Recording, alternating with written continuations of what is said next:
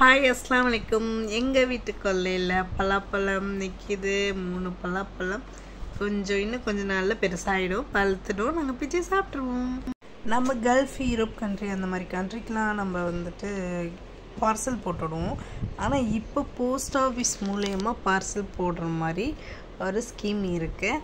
அது எப்படின்னா, அவங்கள்ட்ட நம்மளோட பொருளை எடுத்துகிட்டு போய் கொடுத்தா அவங்களே பேக் பண்ணி எல்லாம் பண்ணி போட்டு விட்டுடுறாங்க. ஆனால் 1 kg போட்டால் அதிகமாக சொல்கிறாங்க. அதே ஒரு 50 kg அண்ட் 20 kg போடும்போது நம்மளுக்கு கொஞ்சம் கம்மியாகுது காசு.